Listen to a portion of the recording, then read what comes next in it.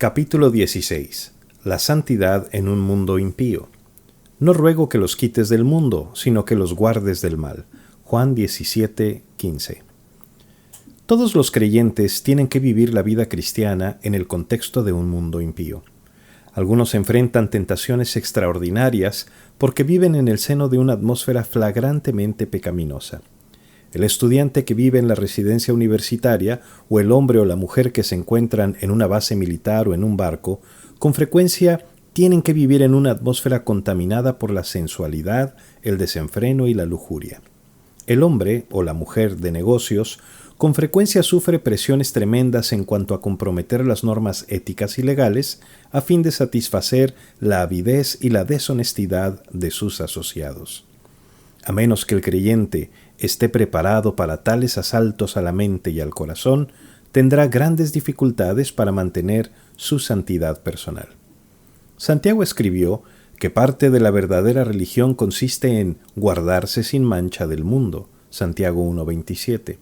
Y Pablo nos insta a salir de en medio de ellos y apartarnos, 2 Corintios 6:17. ¿Cómo debe reaccionar el creyente cuando se ve rodeado por todas partes de presiones inexorables por parte del mundo pecador? Resulta claro por la oración de nuestro Señor que no es su intención que nos retraigamos del mundo de los no creyentes, Juan 17:15. En cambio, dijo que debemos ser la sal de la tierra y la luz del mundo, Mateo 5:13 y 14. Los escritores del Nuevo Testamento dan por sentado que los creyentes han de vivir en medio de un mundo impío. Vea los pasajes tales como 1 Corintios 5, 9 y 10, Filipenses 2, 14, 15 y 1 Pedro 2, 12 y 3, 15 y 16. En ninguna parte se nos dice que resultará fácil vivir en un mundo impío. En cambio, se nos advierte que debemos esperar ser sujetados al ridículo y a las injurias. 1 Pedro 4, 3 al 4, 1 Timoteo 3, 12, Juan 15, 19. En lugar de retirarnos del contacto con el mundo, debemos luchar para resistir su influencia. Para hacer esto, en primer lugar, tenemos que resolver que hemos de vivir orientados por las convicciones que Dios nos ha dado en su palabra. No podemos ser como el personaje de El progreso del peregrino, el señor Locuacidad, que se jactaba de poder adaptarse a cualquier compañía de personas y a cualquier tipo de conversación. Era como el camaleón que cambia de color cada vez que cambia el medio en que se encuentra. Algunos de nosotros hemos conocido a personas que poseían dos vocabularios, uno entre creyentes y otro entre sus compañeros del mundo. Las convicciones que desarrollamos en cuanto a la voluntad de Dios para una vida santa tienen que estar suficientemente afirmadas en la roca como para poder aguantar el ridículo por parte de los impíos y las presiones a las que nos someten con la intención de conformarnos a sus costumbres impías. Todavía recuerdo las burlas de mis colegas oficiales del barco, que me molestaban sin misericordia con respecto a un enorme cuadro obsceno que habían colgado en un lugar visible del comedor para oficiales.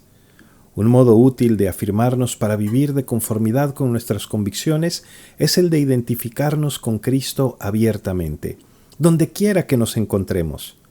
Esto debemos hacerlo de un modo claro, pero con gracia a la vez.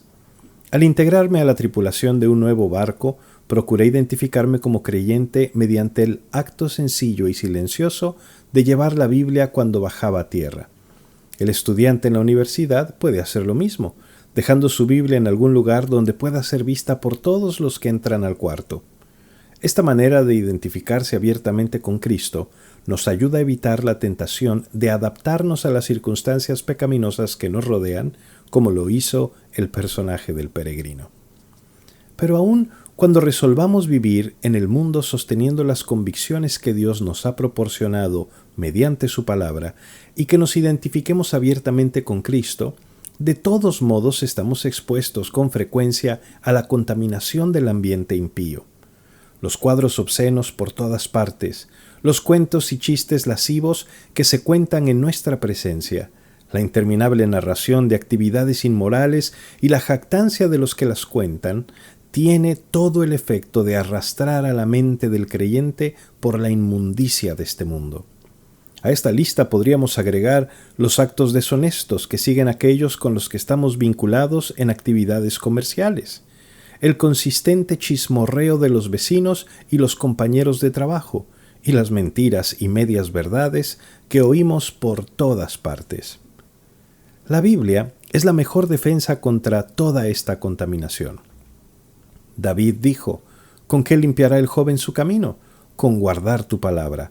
Salmo 119:9. La Biblia purifica la mente de la contaminación del mundo si meditamos en su contenido.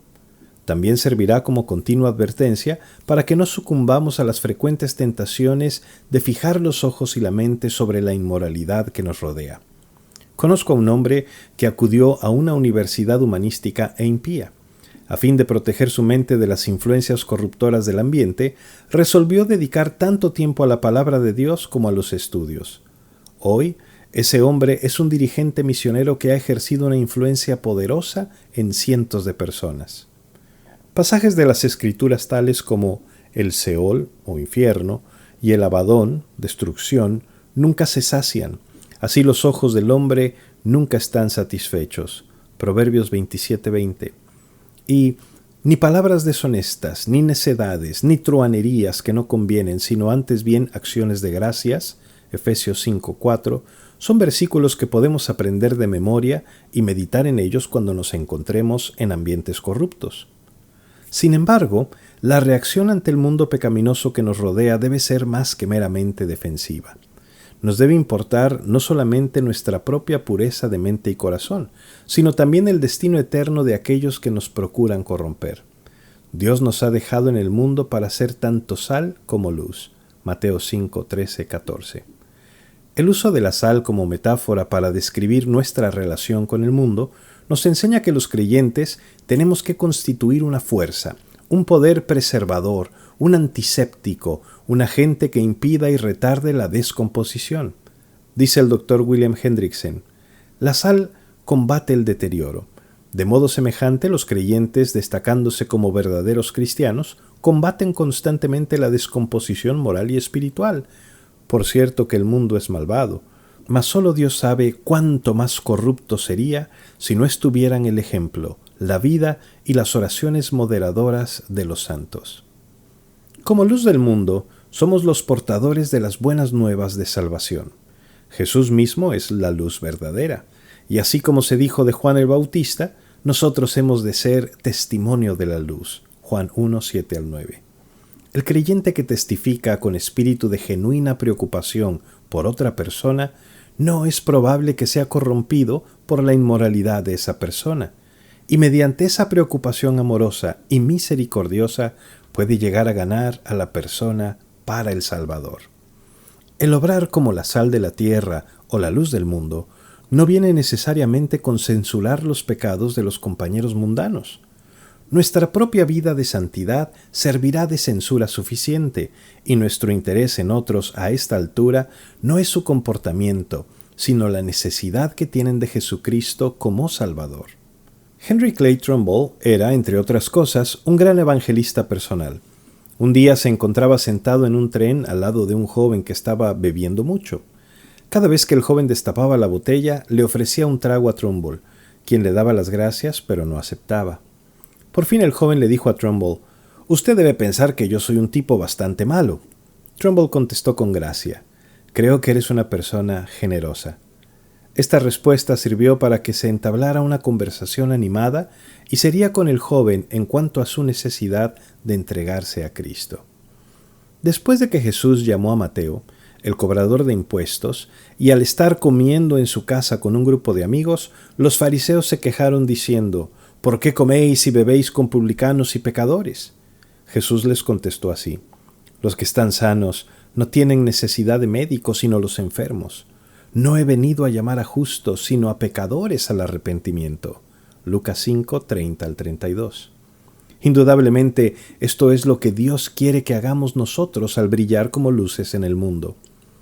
Finalmente, a pesar de todas las sugerencias hechas en este capítulo, puede llegar el momento en que el ambiente corrupto se vuelva intolerable, Cuando nosotros, igual que Lot, nos sintamos atormentados por la conducta impía que presenciamos o de la cual nos enteramos. Segunda de Pedro 2, 7 al 8, Génesis 19.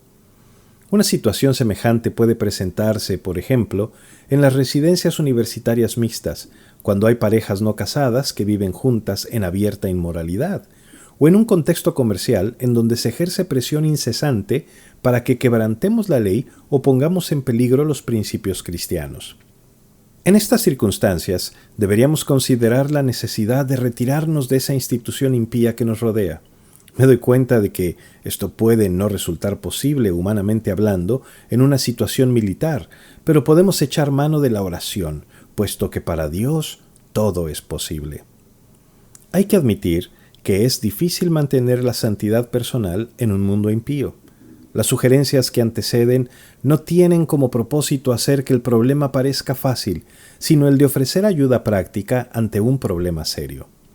Por sobre todo, debemos mirar a Jesús, el que, aunque comía con publicanos y pecadores, se mantuvo santo, inocente, sin mancha, apartado de los pecadores y hecho más sublime que los cielos. Hebreos 7:26.